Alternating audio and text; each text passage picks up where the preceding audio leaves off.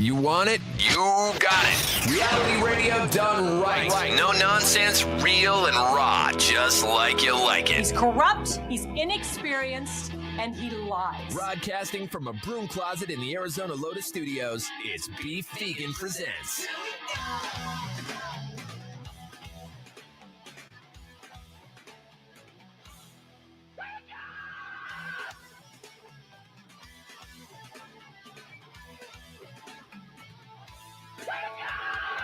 Yo, welcome back to the show. It's Beef Vegan Presents live from Rock 102.1 KFMA, streaming worldwide at KFMA.com on this beautiful Thursday, July 17th. Good morning, Emil. Hey, good morning, man. And good morning, Tucson. Thank you guys for tuning in to the show. Got a great one lined up for you today. Jam-packed podcast broadcast. Tickets on the line for Volbeat. That'll be at 7:10 this morning. Also have tickets for Gaslight Anthem at the Rialto Theater. And bonus little giveaways throughout the morning as listener bait. So keep on listening for your opportunities to win. Plus a bunch of great Rock 102.1 music. We'll be covering a lot of things. Our top story today is the investigation that's happening at Rita Ranch. I got off the phone with OG listener Manny, our OG listener number one, Manny. Has been ride or die since day one of this show. And he told me that the house that exploded in Rita Ranch was actually in his neighborhood. Oh, okay. Yeah. Now, I saw this initially on TMZ Tucson where they're like, oh, a house exploded, but it just looked like a house fire. I didn't think much of it. And then I got the whole details from Manny, who's literally sitting there with his family and has military background. So he basically told me, he's like, dude, I felt the concussion. Shockwave. The concussion before I heard the boom. Yeah. Yeah. And so it was that massive where the house just went pop. Yeah. Explosions, man. Uh-huh. And I mean, you say it as if you are like an expert. You know a thing or two about explosions. What you know about explosions? I can't talk about it. Oh, what? I've never made any in my garage or anything like that. Oh my God. Like, oh, what's this? They already know. No, I mean, I watch enough stuff on YouTube and I see how it works, I live life. All right, we'll change the subject fast. But as far as this investigation, there is a silver lining. They were looking for the house cat, and they found the cat in the rubble, and the cat will be okay. And that's good news, right? So that starts off good news. The cat's name was Misty. The entire family or whoever was at the house and the pets, they all escaped. And it's still very confusing, obviously, and scary when you think, okay, I could just be sitting in my house and all of a sudden it explodes. Say Tucson Gas said there wasn't a leak in the area, and they're investigating whether or not there was a leak inside the house, which you would assume there's a leak inside the house, right? What would make a house explode like this? Maybe somebody just hanging out inside farting a bunch and then just building that up over a long time. If that's the case, then my condo is doomed, dude. You know what I mean? I'm just sitting there like solo. Other than that, I mean, yeah, I would say gas leak. Oh, yeah.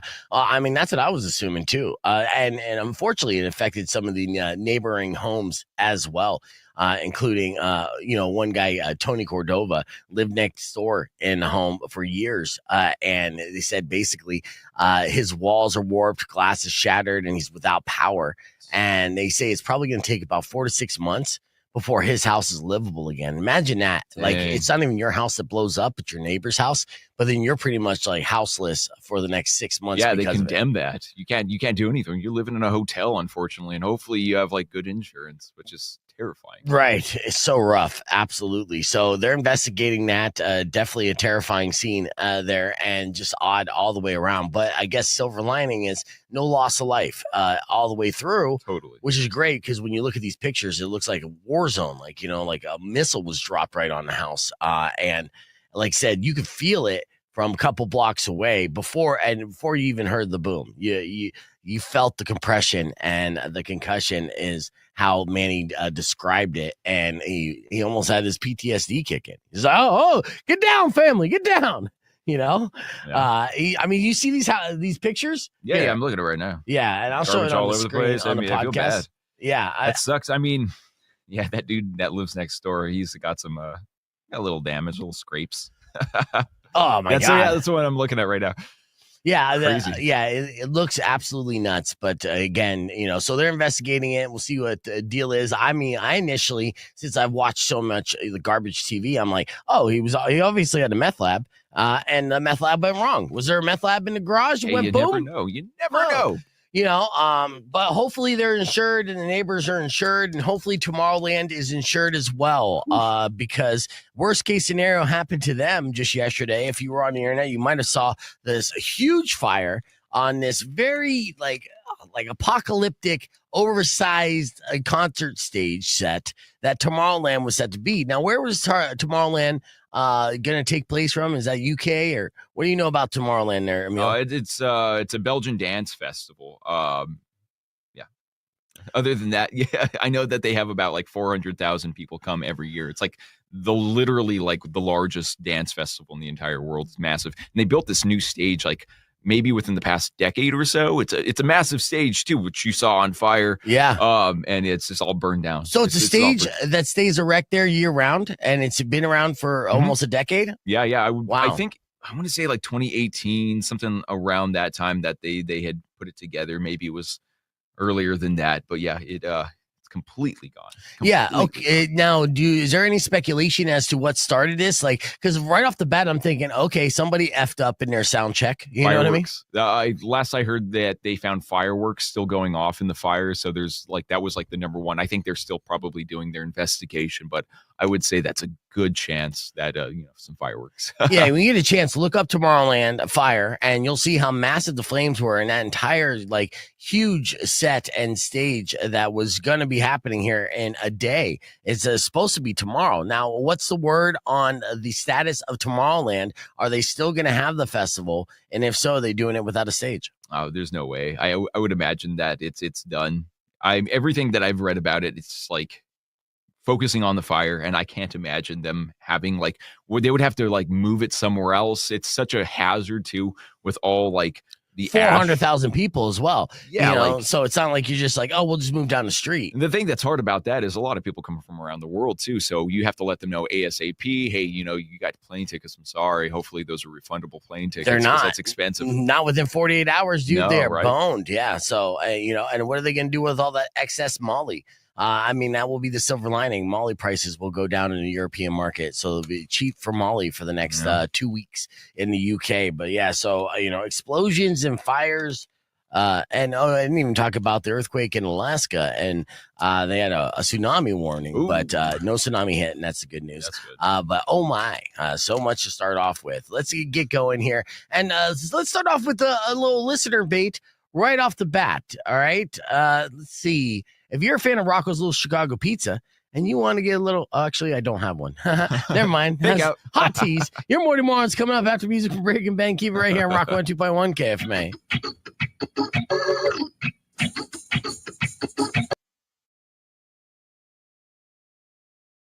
All right, we're live here on the podcast broadcast, and I got a full crew here this morning. So, let me reintroduce. Obviously, Emil and Rico. Chef Ryan Clark in the building, formerly of Casino del Sol, but you got the big upgrade here recently, and I want to say congratulations on your promotion. Where are you at now again? Thanks so much. Last November, I started at Lowe's Ventana Canyon here in Tucson. Got that resort money, man. Ooh, yeah. So pretty up there. Free Beautiful golf. Property. It is pretty, dude. I mean, I go up to Lowe's. I like to do staycation style at Lowe's. Because it's right there by the Tanqueray Mountain or whatever. Yeah.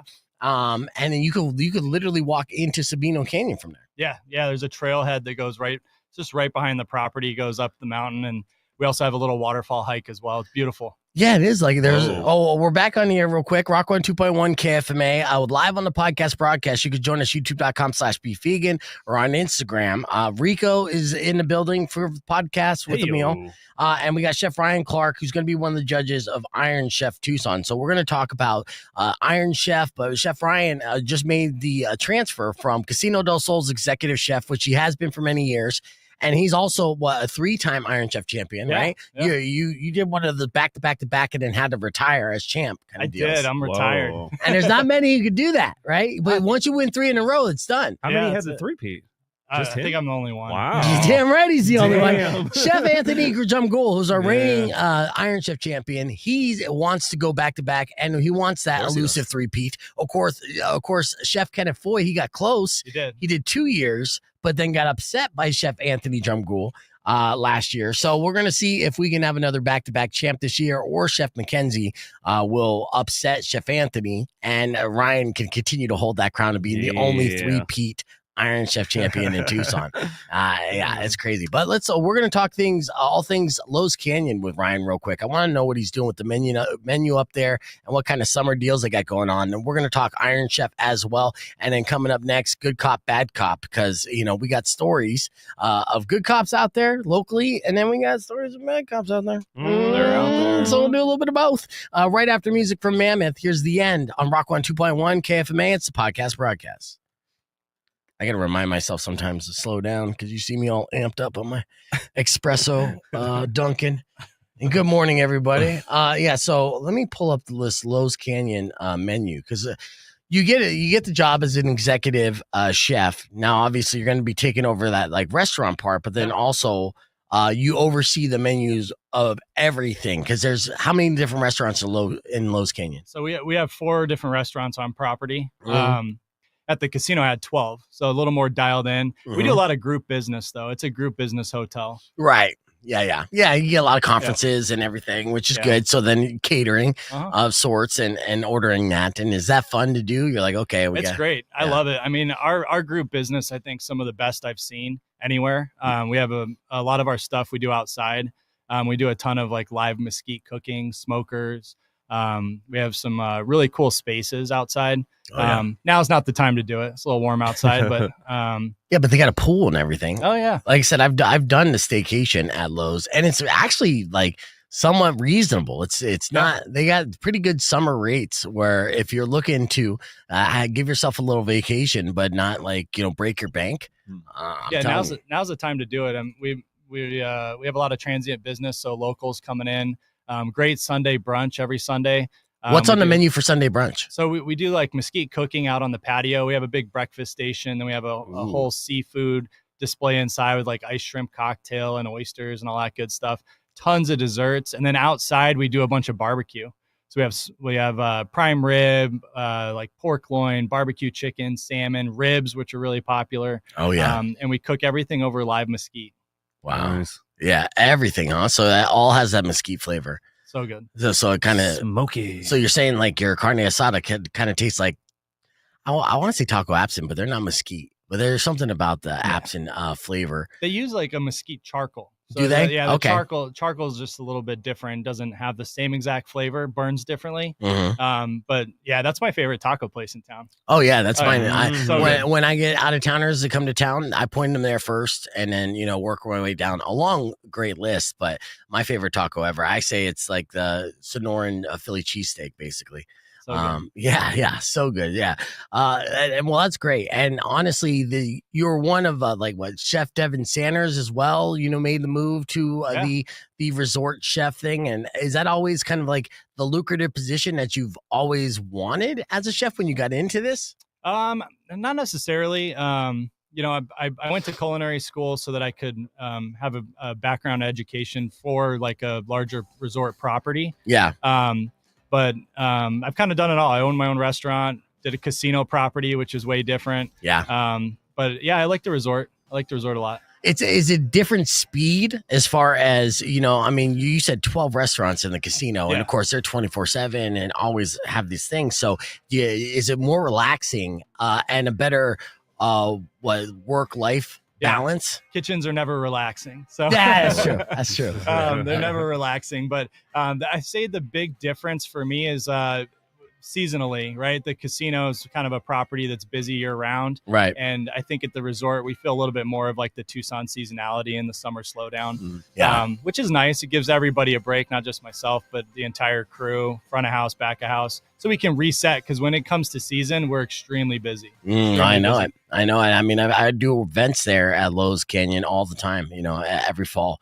It's good to see that. So we're talking with Chef Ryan Clark, who's always one of our judges for the Iron Chef competition, which is going down July 26th here at Desert Diamond Casino, Sahuarita. If you want to go, you can get your tickets at KFMA.com. There's a whole culinary experience, meaning there's going to be food that you can eat before you watch the competition, which is always great too, because actually, you're a judge, but you're a host. So you're going to be co-hosting with Chef Gary Hickey. So you're not necessarily judging. You're just on stage, giving the play-by-play and making it entertaining, right? Right. Yeah, we have the best seat in the house. We're up on stage. We get to see all the food coming together. Try and figure out what the chefs are thinking in real time, and then relay it to the guests that are watching. Yeah, it's a lot of fun. Yeah, absolutely. I mean, and what was it when during your elusive run where you went back to back to back and the only three-peat champion in Iron Chef history?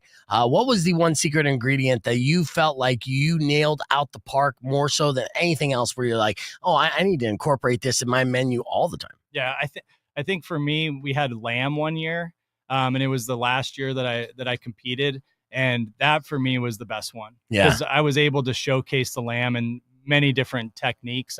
We did a raw tartare, we had a seared preparation, and then we also did a braised preparation. You could eat lamb raw? Yeah, really? Because it's like a red meat. yeah, Damn, it's delicious. Yeah. It's hard to. I forget that sometimes. Wolves do it all the time. Yeah, I I know, know, man. And I know that you think you're wolf-like, but I mean, I think I was still a little concerned on that. But yeah, okay. So we're going to talk more about Iron Chef and then also talk about some of these summer specials that Lowe's Canyon has if you want to do a staycation. Before we get into all that, I want to do a round of good cop, bad cop. All right. So these are stories that caught my attention this week.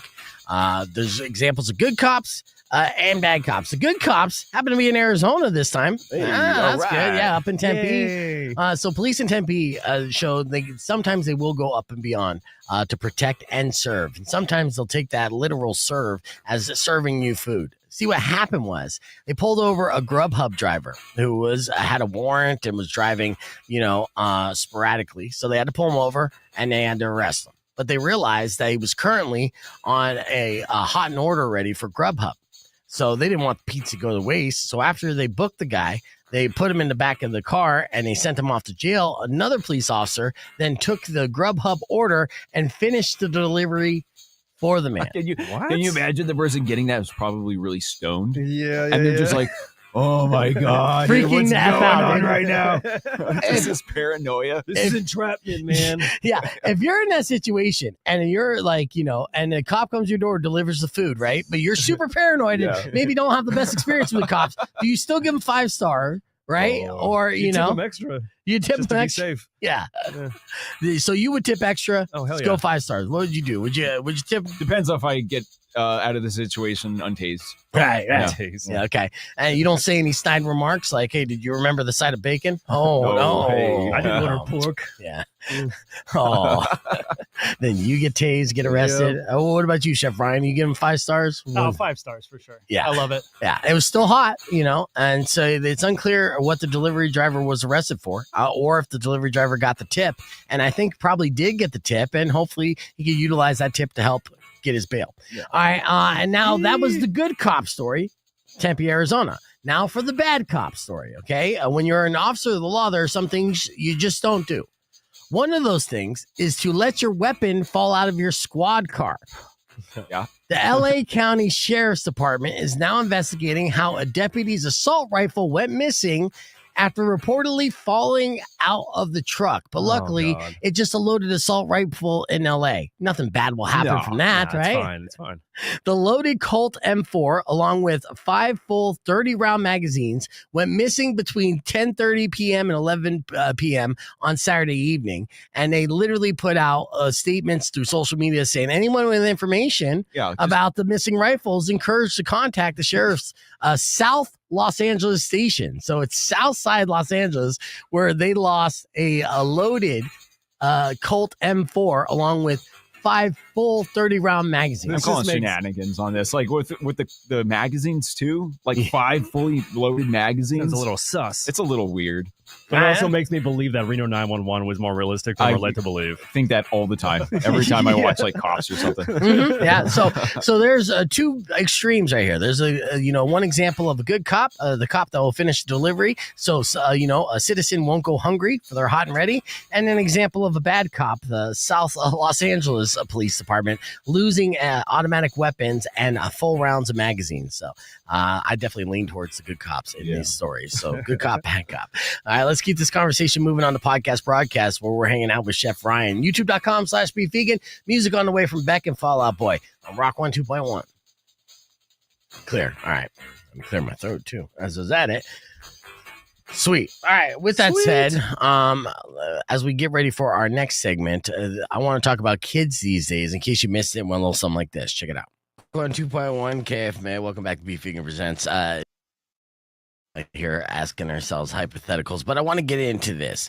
Kids these days. All right. Tell me about it. Yeah, I have some stories here that are all about kids these days that are going to open up your mind a little bit, maybe even scare you. First and foremost, let's talk about this story. There was a boy neglected by his family, which is a sad story. It was in Thailand, and they had to rescue this 8-year-old who spent so much time with neighboring dogs that he barked instead of talking. In fact, it was one of those, what was the name of the kid in Jungle Book? It was a Mowgli situation. Yeah, right. He ended up becoming dog, right? A school principal alerted the authorities, saying the child's drug-addicted mother brought him into class just once to claim benefits and never enrolled him.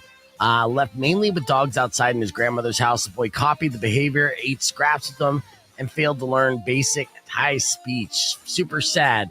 But we will have like a new Lord of the Dogs here soon. Yeah. Oh, yeah. The dog whisperer, the new one, huh? 100%. For new generation. Yeah, move aside, Caesar Milan. You don't know nothing unless you've been raised by actual dogs in Right. Thailand. What a story, too, man. I can't wait for the movie. Yeah, now it's, of course, that's sad and that's lonely for these kids, but if a kid's in America or with the internet, they have a different type of loneliness, and they're not hanging out with dogs. They're hanging out with AI instead.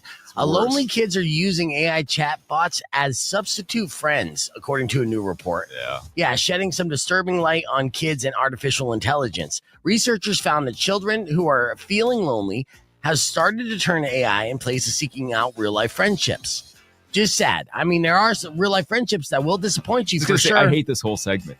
It's bumming me out so hard. I know. That's because you're a dad. You got another one on the way. But kids these days. But it's just kids, man. Like, what a sad thing. It's one thing when it's like, hey, this is my girlfriend, and it's an AI, but it's like, this is like my best friend. Yeah, I get what you're saying. You're like, hey, boy, son, it's okay if you could bang it, but if you can't bang it, don't be a weirdo. Yeah. I get it. So they surveyed 1,000 kids between the ages of 7 and 17, and they found that 67% of them say they use AI chatbots regularly, and more than a third says it feels like they're talking to a friend. Most disconcerting about this study is that 12% who say they turn to AI companionship because they don't have anyone else to talk to. Super sad stuff. And, it's not just kids.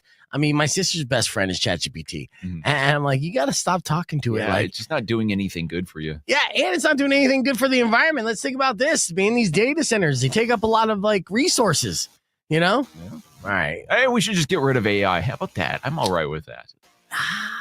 Oh, come on. We can't go back. Once we open up the box, dude, there's no turning back. We go back. All right. Well, I'll end it with kids these days with somewhat of a bad story, but a positive story if you're in the area of Oakland County, because you could have scored yourself a brand new car for $30. Ooh, yeah. Yeah, $30. That's a deal. I mean, especially with tariffs and everything, you never know how much cars are going to be. Can you find me a car cheaper than $30? I think not. Well, the reason why they were only $30 is because a 12-year-old kid has been arrested by the sheriff's office in Oakland County, which is in Michigan, after being accused of stealing cars and then selling them for personal profit. $30? That's such a kid thing. Like, oh, $30 is such a lot of money. I'm rich. Yeah. You know what I mean? Like, that's exactly how he was thinking. And now deputies said the kid was found carrying a license plate and alleged that he's stolen 3 or 4 vehicles from unnamed businesses. So the kid was good at stealing cars, just bad at business. Now, allegedly, he turned around and sold one of the cars for $30, which wouldn't even cover 1/3 of the upcoming Grand Theft Auto game, right? That's what I was saying. Yeah, dude. $30, it wouldn't even fill up the gas a tank. It's like microtransactions in Fortnite. Yes. But yeah, I mean, honestly, if a kid comes up to you and say, hey, man, I got a car for $30. You buying that car? Yeah, man. Look at our economy. Everything sucks. Absolutely. I'm putting that a tarp over it too for a while. There you go. So that's a silver lining. Somebody out there got the steal of a century for sure. Just cruising around like a baller. Like, check out this Mercedes I got for $30. Kids these days, man.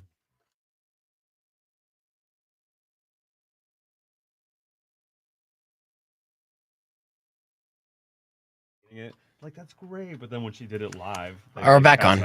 Yeah. Yeah. All right, and welcome to everyone on the Instagram stream. We started that a little bit late, but we're back on now. And I do want to. We got Chef Ryan Clark with us. We're going to talk about the menu here at Lowe's Canyon. But we got to call out Coldplay. Coldplay outed some fans. Do you see this? The billionaire dude? No, Or no. was he a rich guy? The CEO. Yeah. Is he a CEO? What's the backstory? So let's I'll play the video. So here's what happened if you don't know why Coldplay is trending. It's not because they're awesome music. All right. Ooh, deep. Yeah. Okay, listen. Yeah. Oh, look at these two. All right, come on. You're okay? Oh, what? Oh, man. Either they're having an affair or they're just very shy. Damn, dude. That's not the reaction when you should be lovingly hanging out with someone, correct? Right? I mean, like when they saw the face there, it's this guy was like, oh. Damn. So you got backstory on this guy, Emil? Just that he's the CEO of a company called Astronomy. I'm not too sure what they do. It's like something that has to streamline data. But yeah, he's banging his HR lady. Is this an HR lady? Yeah, it's an HR lady. That's the funny thing. Internet dug into it. Completely makes the whole name human resources have a new meaning. You know, she's just here for human resources. That is it's a resource. That is fantastic. I mean, it's an age appropriate couple. I appreciate that. For this guy being like a rich CEO, he could have been with a secretary or like an intern, right? Which would be more salacious. Went full Draper. Yeah, but yeah, he went with somebody that he could have went to high school with, and it looked like they were having a fun time. And none of this would have been an issue whatsoever if they just played it cool and like waved to the camera, right? That's like, hey, that's us right there. That's it. The fact that he reacted like that is the reason why it's #1 trending around the world. That's so crazy. And has, like, it 6 or turned into 7 this big trends right scandal. now. It's all over her Facebook page too. They're like getting a hold of like the wife of this dude. Oh, they doxed him ASAP. Yeah, Huh? They absolutely. were able to dox him almost immediately. I want to see the PR spin so bad. Like, she was choking. I was doing the Heimlich. Yeah, the Heimlich from behind. Yeah. Yeah. It's amazing She was because embarrassed. again, it's such a loving pose right here. So this affair has been going on for a minute. This is not the day one. All right. Damn, look how happy they look. They look so happy. Right? Taking her to a Coldplay concert. Yeah. I know I was you like, love I Coldplay. love Coldplay. All right. He's like, oh shit, where do I go? I'll just go to the ground. Uh-oh. And the that'll fact work. that, I mean, at least she was smart enough just to turn around, right? And then you just see the back of her head. This guy just went literally down to the ground. Just What? own it. Yeah. Own it. Either they're having an He's already affair or like they're rich guy red tan. And Oh, he yeah. didn't have to like show his blushing. Yeah. Do you think that's because of the sun or the alcoholism? Which one? Yeah. Right. You get a little red on both. Though. Right. So, yeah. Again, Tanning. situation could have been averted just by playing it cool, but You would have to be quick. That'd be impressive if they were that quick. I would have been that You think quick. so? Give Not me a your break. first rodeo. Yeah, when I'm in a situation, and well, not that I would be in infidelity situations like cheating and stuff, but just play it cool. whenever I'm caught doing something I shouldn't be doing, Mhm. the first thing I do is act like I should be doing it. Yeah. Right? Yeah. So I'll give you an example. You don't work at Casino del Sol anymore, so. Nice. Yeah. So we were doing basically a meet the chefs kind of thing. I got a cocktail, right? I want to go outside and vape, but I'm with like Powers and a couple people, right? And I got my drink in hand, and there's security right there. And so I'm going to walk outside, and they say, "Excuse me, sir, you're not allowed to have any alcohol outside." And then I'm just like, "It's not alcohol." And then and then like that, just simple as that. Now it was full blown, obviously a cocktail, but then at the same time, security's like, "Okay."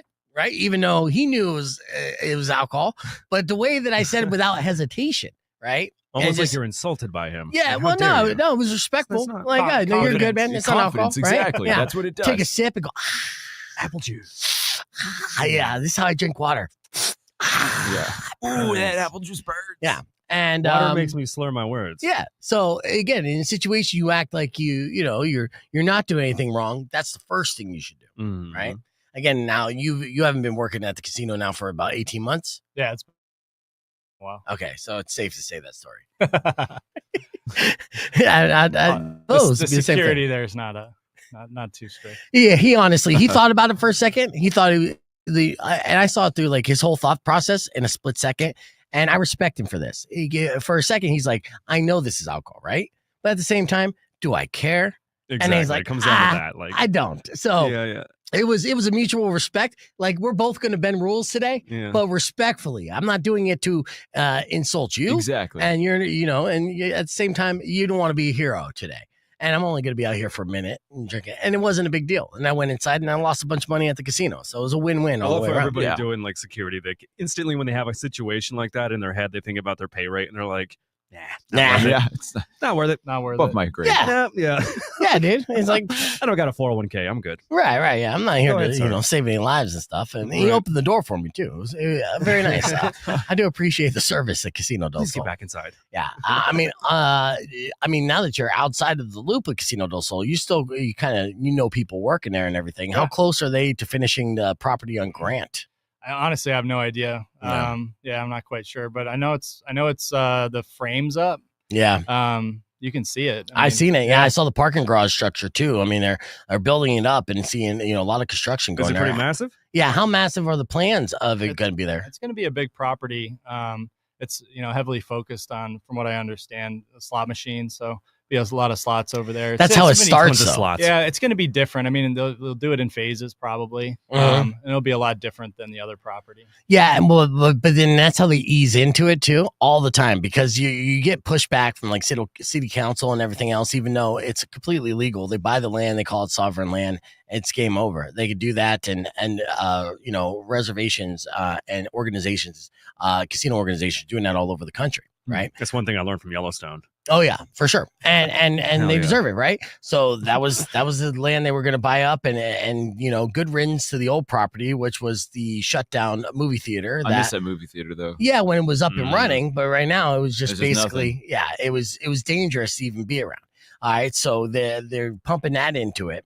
But they all start off with like, we're just going to do slot machines in a bar. Nothing to see here. You want to stop by, play some slots are good. And then you do that for a little bit, start bankrolling, be like, okay, now we're going to open up the blackjack section and craps. And before you know it, it's a full-blown rager. That's what they did with the Desert Diamond that's across from the Cardinal Stadium. Okay. Same thing. It started out very simple and then just became a big time. mega And they started casino. off simple as basically, it was part of the plan for aesthetics and optics for all the pushback. But it was 100% the city's fault and the state's fault that land was even up for grabs. And, their mistake was Desert Diamond's gain big time. And I've talked about this story numerous times, but I'm so happy about that property being bought out. Only because there used to be a house on that property that wasn't state owned, right? And there was a family that lived there, and it was like old rundown house. And then their house caught fire one day, and it's a family of like 5 or 6, right? So just a poor family that just live in this shanty of a home, but all their belongings in their house are right there. So the fire department comes out, parks right in front of the house, and watches the house burn to the ground.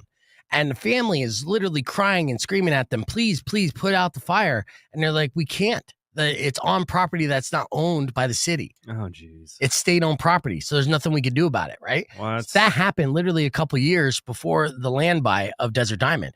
And then once they bought it, they basically had the deal saying, hey, Rock 102.1 KFMA, welcome back to Beef Vegan Presents. So basically, the reservation basically had this deal where the state was like, hey, we need to take some res land to build this highway. So in exchange of that, you could have any state-owned property you want, right? And then they looked at the map and they said, well, we'll take that plot of land right next to the Cardinal Stadium. And then the state was like, oh, no, you can't have but that. not that one. You can't have that one, right? And so they tried to prevent it. And they couldn't. They lost in court with that. And then they were able to build up that casino. And then again, the way that they play it safe is like, oh, don't worry, we're just going to build a little room with some slot machines. Just a couple slots. You guys like slots? A couple games, little bells and whistles. We'll be fine. It's a full-blown raging casino. And honestly, if you fast forward 10 years from now, that'll probably be one of the biggest casinos up in Phoenix. It's already massive. It's already massive because why wouldn't it be? It's surrounded by a $1 billion entertainment complex and a stadium. And, the amount of people that are just trucked to that area for, football games or concerts or any of that is continuous. So, yeah, it's the best property location that you could get outside of Grant. Grant Avenue here in Tucson, because that's going to be the heart of Tucson. We're going to have a casino. It's going to be insane. Insane for me because I drive by it on the way home. You know how much money I'm going to lose, Chef Ryan? Be careful. Yeah, I'm gonna get done with this show, and I'm going to be driving home, and I'm like, poker tournament starts in like 5 minutes. I got time. You know what I mean? Set your limits. Set your limits. I mean, you worked at a casino for years. Yeah. Did would you avoid the tables at all costs? I wasn't allowed to gamble at the casino. So Okay. that's part of the reason I worked there. That helps. Yeah. That's good. That's good. Now that you are the executive chef, and that's your title, right? Yeah. At Lowe's Canyon, have you gone back to the casino and seen? No, I haven't been back. I went to the Meet the Chefs. That was Desert Diamond. Yeah. The other casino property, went down there. Yeah. Played a little slots, a little blackjack, some 3-card poker. Did you do well? 3-card, killed it. Yeah, nice. Straight flush. Nice. That's good. And so that's your game. Yeah, it's fun. It's not a bad game to play. It's a good one. Yeah, absolutely. And Baccarat is a good game We should too. get a chef poker tournament going. Oh, I like that. Chef Gary would want to do that. Hell yeah. He'll talk about it tomorrow if he does show up. He was scheduled to show up today, but he went on a cruise for his birthday. Oh yeah, I saw. And so his excuse to me that he just texted was like, sorry, I'm still not back on schedule. I'm like, you've been back in town for like 2 weeks now. What? I'm Yeah. still on Still sea time. recovering. Yeah, I'm still on sea time. On maritime. Yeah, you should have maritimed me. His So, legs are still wobbly. yeah, but Chef Gary will be joining us tomorrow. But Chef Ryan Clark is in studio with us, 3-time reigning defending Iron Chef champion, and he's going to be one of the co-hosts for the Iron Chef competition that's going down Saturday, July 26th.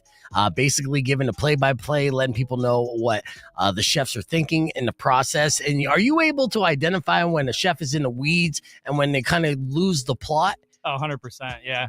I mean, you see like the chaos and things just start to unravel, and it's going to happen no matter what. You only have 1 hour to put all these dishes together. Yes. It's literally almost impossible. Everyone's always down to the wire. Right. Yeah. It does seem like it's always like that. And, I've watched a couple of these competitions now since I've been down here.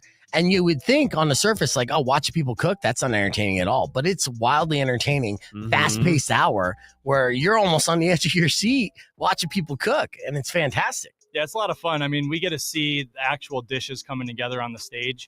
So we can see when there's issues. We can see when things are really flowing and they're vibing. Yeah. But when it comes down to that last like 10, 15 minutes and they have to start plating dishes, you're talking about 12 full plates coming up to the pass. So they've got to build all of those. And that takes a lot of time. Presentations, like 25% of the score. Easily, yeah. Is there what are tips that you can give? Because I know that both Chef Anthony Drumgoole and Chef Mackenzie are probably listening. Yeah. So like, what tips would you give to the chefs ahead of time? Because obviously, since you've won 3 years in a row and you're pretty much undefeated, you know what it takes to win. So, yeah. I mean, for me, what I did is I put together a game plan of certain ingredients that you might have, and then try to like build a dish around something where if whatever the secret ingredient is, it would kind of work with that dish. yeah. So you got to kind of plan ahead, right?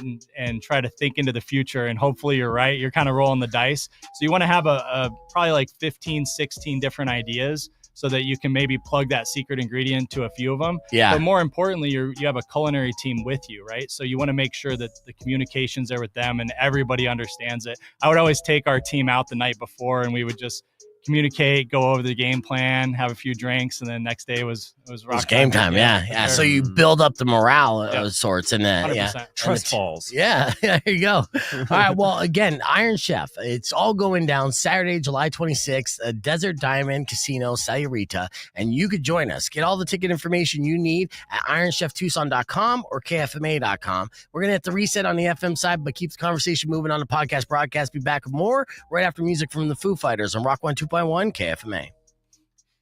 Clear. All right, I'll let you go too. All right, so Emil's got to run, but earlier this morning, Emil and I covered the ESPYs, and Shane Gillis. Shane Gillis. Yes, Shane Gillis killed it at the ESPYs. Did you watch it? I saw the clip about the WNBA players. Yes, that was fantastic. There was a lot of good stuff. In case you missed it, here's the highlights. All right, here, check it out. So if you're thinking about like a stand-up comedian to host a sports awards show, Shane Gillis got to be at the top of the list, right? I would say so. Yeah.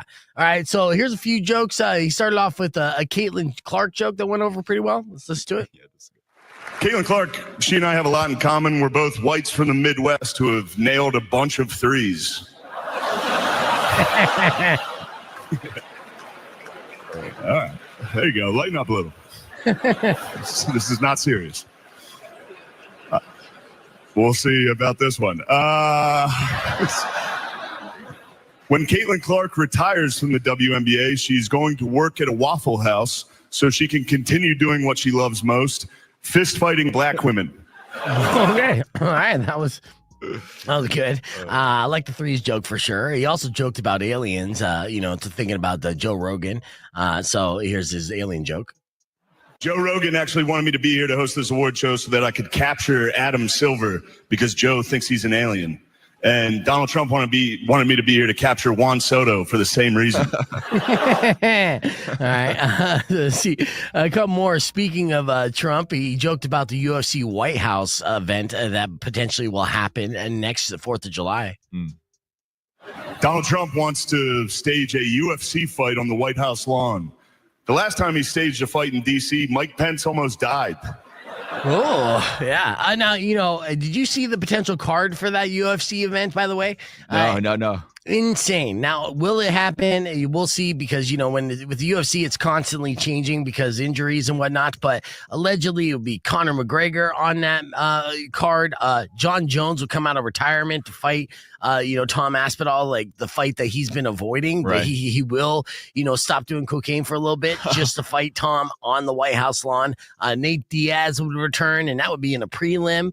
It's an insanely fantasy booking of UFC, and I'll tell you why the card that is going around here and that won't happen.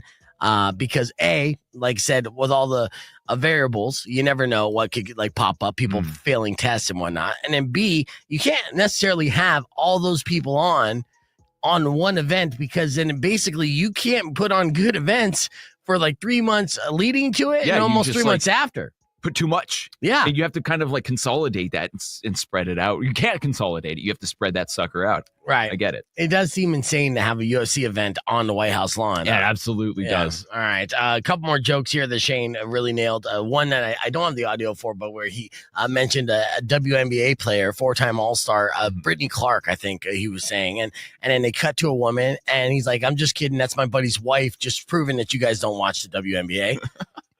That was solid. He has a Bill Belichick show because Bill Belichick has been in the news for all the wrong reasons this year. Also, I'm not trashing Bill Belichick. First off, he's 73 years old and he's dating a hot 24-year-old and people are criticizing him. Right? What happened to this country? We used to be a great country. He won 6 Super Bowls. Yeah. He's dating a hot 24-year-old. Maybe if you guys won 6 Super Bowls, you wouldn't be sitting next to a fat, ugly dog wife. He didn't hold back there. Dog wife. Yeah, and then finally, of course, the joke of the week is the Epstein list, right? And he had to touch on that a little bit. So this is what he said about Epstein at the ESPY Awards last night. Actually, there was supposed to be an Epstein joke here, but as it got deleted. Must have probably deleted itself, right? Yeah. Probably never existed, actually. Let's move on as a country and ignore that. I love it. It's so good. Yeah, so Shane Gillis is on fire. So Dude, excellent job. Funny. Yeah. And that was just some of the highlights. But honestly, from beginning to end, the entire monologue and the show itself was very entertaining. So the ESPY Awards happened last night. Let's hit the reset and get ready for your opportunity to win tickets for Volbeat. Plus, I'll give you a keyword so you can fly yourself to Maui. Let me get you all centered up in here. Scoot over there, Chef Ryan. So you got the whole screen to yourself now. You got your own panel. Yeah. Look at that. Yeah, we still got some. Yeah. And get that mic. Yeah, it moves. Yes. And we're talking about Chef Gary. Chef Gary said he's been home from his cruise for the past 2 days. So not as long as I said. And classic beef move. I exaggerate. I mean, you should try to date me online. 3 weeks. Yeah. I'm You need- 6'10", and You need a couple days to detox off a cruise, I think. Yeah. that's fair. Yes, Very least. and I know that he went in hard and partied. He was celebrating his 50th birthday. So That's awesome. and along with, I think it's somewhat of like an anniversary. Him and his wife looked like they had a fantastic time and did not turn into a poop cruise. That's good. Yeah, which is good. So Chef Ryan and I were talking about that because Rico hasn't seen that train I wreck. haven't heard documentary. about it. I'm already intrigued. Have you guys seen it? It's Trainwrecked Poop Cruise. It's part of the Trainwreck series that's on Netflix, 1 hour documentaries, completely digestible, but it talked about the Carnival cruise that was basically, it was a 4-day cruise, 4-day cruise, set to go into the Gulf of Mexico or Gulf of, Epstein files were deleted, and, was going to head to a part of Mexico and make its way back. And on the way there, it just broke down and it had no power. And then, of course, the toilet started overflowing. But before that, all hell broke loose because they made the classic mistake of trying to appease their guests who didn't have air conditioning in the room, so they couldn't stay in their room. And they're like, okay, well, we should have this problem solved here pretty soon. So what we'll do is we'll say open bar, free drinks for everyone. We can't charge them anyways. Everything's like, like our registers are down, right? No power. And then immediately after, people started fucking on the deck and like fighting each other and full blown chaos, right? And then they immediately walked back. Oh, okay, no. Like, no, instead of like open bar, they're like, no alcohol for anybody. We got to take away the alcohol. It's a dry ship now. A bad idea all the way around. And yeah, they ended up being on the ship for how long? Like 10 days? Yeah, it was a while. Oh God. Yeah. They had to Lord have of the the Flies. tugboats come get them. Yes. Tugboats had to come out to sea and then tug them all the way back to port. And they didn't realize at the time, but this was national news. It was a slow news cycle. So I think was CNN had picked up on it. That made it big. And then all the cable networks were like, this is the story of the Terror week. on the high seas. Yeah, absolutely. And then at the end of the day, they got offered all the guests. They got reimbursed. So they got a refund, and then they got offered a free cruise. Oh, that's Isn't that- awesome. Doesn't that remind you of like what airplane that crashed upside down and people were stuck upside down and they offered them each like $500 or something like that? Yeah. We're like, They got to pay you off, though. They I do, mean, I would yeah. take it if I was on that cruise, and 10K minimum. I wouldn't rush back onto another cruise. I would but- not be going back on a cruise. Would I you? don't even Hell want to no. go on a cruise. Yeah, I've Same. never After been on a watching it. cruise. Yeah, it does seem pretty no horrific. desire. And I mean, that's not even, and that was pre-COVID. I mean, obviously, like when COVID hit, it was more reasons why you'd never want to go on a cruise, because then we realized how disgusting cruise ships are. Yeah. Would you ever be a chef on a cruise then? Absolutely not. Yeah. Not even. Sounds challenging too. I mean, that's a lot of food. Yeah. That's a lot of food. And those shifts, right? Those are like 20-hour shifts and no days off, like You're solid. nonstop. Yeah. Have you ever known anyone who was an executive chef on a cruise? No, but I want to hear Gary's story. Maybe he got into down into the kitchens or something. Yeah. He snuck in there like, check what's I'll have going to on back listen here. tomorrow. You think he pulled that? Yeah, like he's like, hey, I don't know if you know this, but I'm kind of a big deal in Tucson.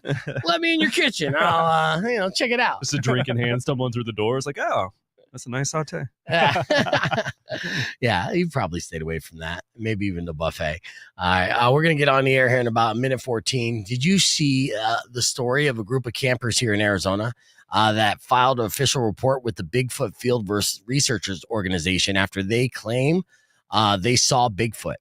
So they were on a hunt for a missing member of their group named Janelle, and during a search, a woman named Amber says she and her family had an up-close and personal encounter with Bigfoot. So we might have a Bigfoot in Arizona. Usually, Bigfoot sightings are reserved for the Pacific Northwest, Colorado. Yeah, he's too hairy for this heat.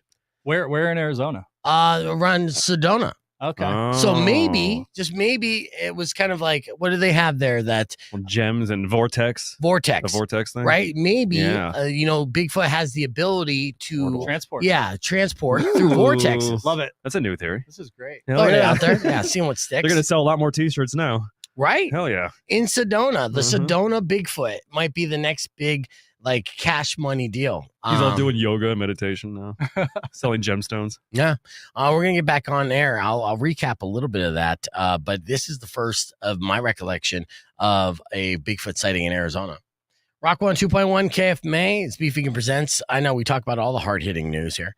I was just talking about on the podcast broadcast of an Arizona group who was searching for a lost woman, but came across Bigfoot in Sedona. They claim this is legitimate. They described this creature that they came across in Sedona as about 7 feet tall, around 400 pounds, with really wide body and shoulders, matted white and brown hair, and a flat, leathery, hairless face, which I don't know where Shaquille O'Neal was yesterday or this last week. But you know, I'd ask about his whereabouts, like, or what, like, retired NBA star has been like vacationing just in slumming Sedona. around. Yeah. But this is the first that I recall of a Bigfoot sighting in Arizona and in Sedona, nonetheless. And we came up with a theory that potentially, let's say, the vortexes are able to transport through vortexes. Yeah. And he just had a Bigfoot pop out of a vortex. He needed a change of scenery. Yeah. Can't blame him. Like, oh, it's beautiful this time of year. Oh, gotta go. Right. Vortex. Gone. But that's the first in Arizona. So we got ourselves a Bigfoot now. Hell yeah. Yeah. So next time you visit Sedona, don't be surprised if you see T-shirts that claim a legendary Sedona Bigfoot. What would you call him? Oh, God. Big hippie. All right, I was thinking Sedona Sam. Sedona Sam? Yeah. I kind of like that. I like alliteration, you know? You got a name Sedona for Sam. Sedona Bigfoot? I feel like he'd be vegan if he was up there. Maybe the vegan Bigfoot. It would be, yeah. Namaste. Where's the hummus? Yeah. In other news, before we wrap things up here with Chef Ryan, it was reported a week or two ago that Firefest promoter, if you want to use that in air quotes, Billy McFarland, was attempting to sell the brand Firefest. Now, Firefest is a festival that is a legendary flop and scam con, if you will. Ja Rule and Billy McFarland attempted to put on what was going to be the most extravagant music festival of all time at a tropical island destination, but they were amateurs on every level, and they basically scammed a bunch of rich influencer kids and tricked them. Billy McFarland had to go to prison for this, in fact. And then when he came out of prison, he immediately went back to doing the thing that sent him to prison in the first place, which Double was or nothing, baffling, baby. right? So he announced that he was going to do Firefest 2.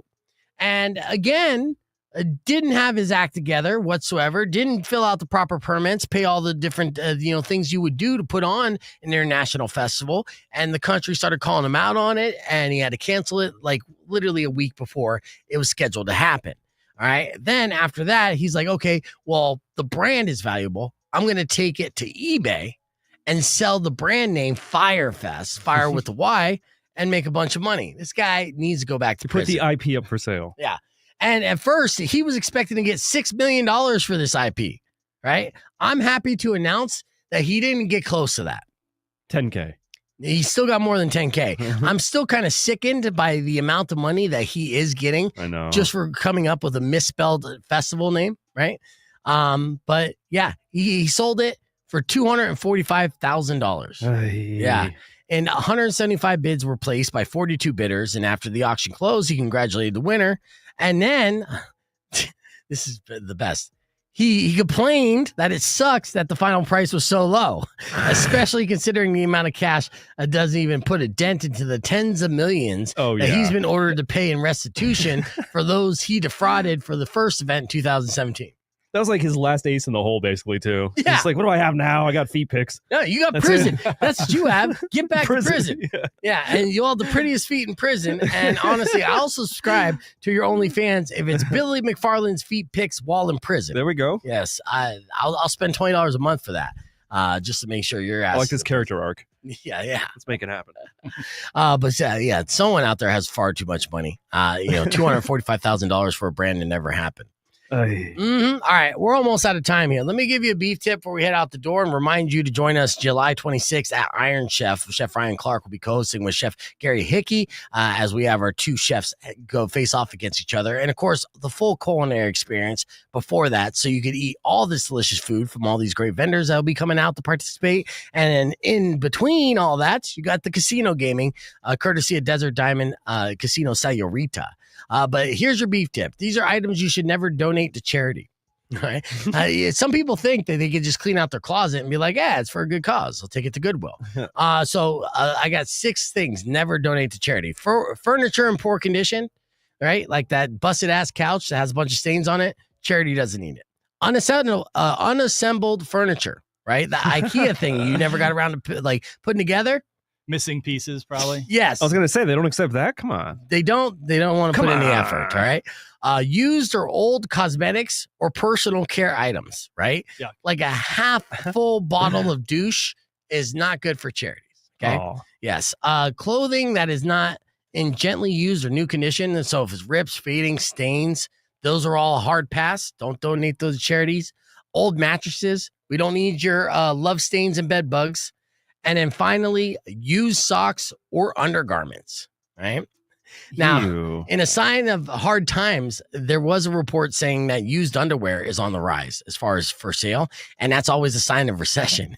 When people sign are of buying, perverts. well, when buyers Disgusting. buying used underwear, we're like, times Ew. are tough. How Yeah, tough? yeah. They wear their underwear inside out. So the old guys' skid marks don't touch your skid marks. Yikes. Yeah. But anyways, those are 6 items that you should never donate to charity. Chef Ryan Clark, thanks for hanging out with us, Yeah, dude. it's been fun. Thank you. And then, of course, you are the executive chef at Lowe's Canyon. What do you say, Ventura? Yeah, Ventana. Lowe's Ventana. Ventana Canyon. Yep. Lowe's Ventana Canyon, yeah. So where can they check out your entire menu, some of the restaurants? On the website for Lowe's Ventana Canyon, if you go to Flying V, we have a brand new menu that we just launched out. It's phenomenal. I love it, yeah. I can't wait to check it out, dude. I love that place. It's my favorite staycation place. Thank you for coming in. It's always a pleasure hanging out with you. Thanks. And everyone else, thank you guys for listening. Don't forget to subscribe to the YouTube page, youtube.com/bevegan. Until then, Robin Nash is up next with your opportunity to win tickets for Jerry Cantrell. Enjoy the rest of your day. Drive safe, ride safe, and as always, rock local. Later. When you wish upon a side of beef, soon will come an end to all your grief. But if you've been mean or kind of bad, I will knock out all your teeth.